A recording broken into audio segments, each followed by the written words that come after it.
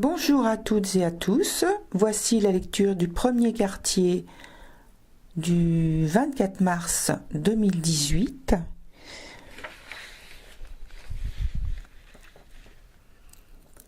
Amas planétaire dans deux zones du zodiaque, Capricorne et Bélier, tous deux activés par de multiples carrés. Ambiance intense, concentrée et réfléchie du côté Capricorne et atmosphère tout aussi forte en Bélier, puisque le Soleil, dispensateur de vie, est ici en signe cardinal, le premier sur la roue du zodiaque. L'idée d'initiation se tient là dans cette position d'ouvrir de nouvelles portes en conscience, en étant fermement décidé à réussir. Aspect confirmé par Uranus carré à Mars, excellente dynamique pour installer la nouveauté dans le domaine choisi. Cela peut aussi bien être un comportement que l'utilisation d'outils, d'instruments ou de la découverte de nombreuses valeurs. Il y a même la volonté d'être original, d'accepter son originalité ou d'incarner désormais l'originalité dans un secteur vous concernant. Le meilleur moyen de réussir, rester objectif.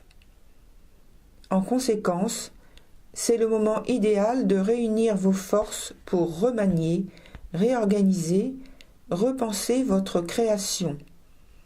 Très lucide, normalement, sur la façon d'opérer pour atteindre vos buts personnels, nous avons à nous appuyer sur notre expérience concrète et objective qui prévaut largement sur la spontanéité. Signe du Capricorne, qui est en signe cardinal, avec Saturne carré au Soleil. Fiez-vous à vos acquis et expérimentations extérieures. Il faut construire et structurer nos pensées et réflexions intimes. Agir pratiquement, voilà ce qu'il faut. Transformer l'ancien, voire le rejeter, le soustraire. Transformer le subjectif en gestation, avec la Lune en Cancer, et créer matière à structurer.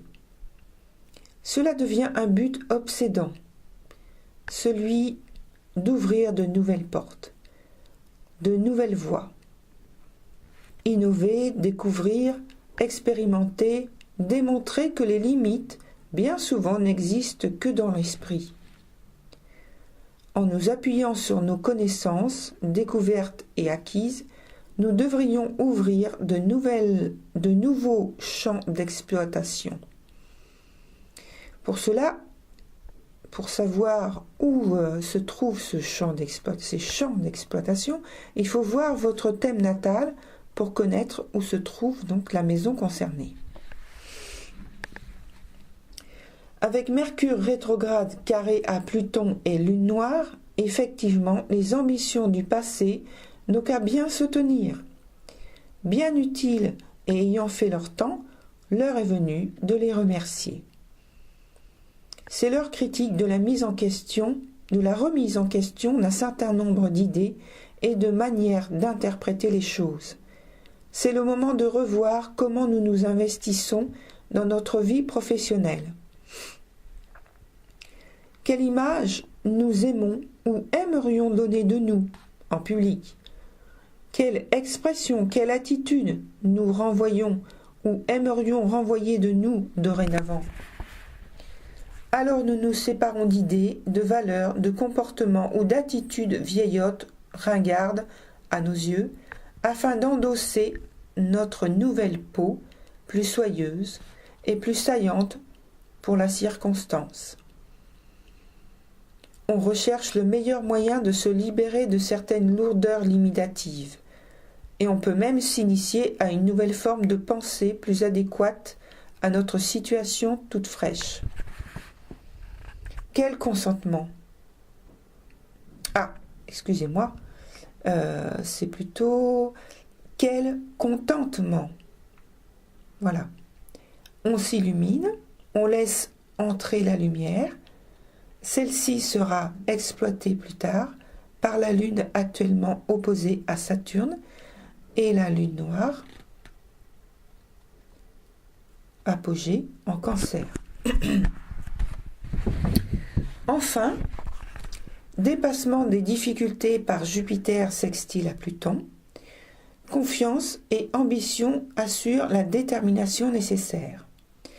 L'équilibre est maintenu si les changements sont effectués avec lucidité, courtoisie et générosité. Les points probables de friction doivent autant que possible être évités. Est en cause l'accumulation d'aspects carrés, surtout pour les Capricornes ou ascendant Capricorne et les Béliers ou ascendant Bélier, sous forme de conflits intérieurs ou extérieurs.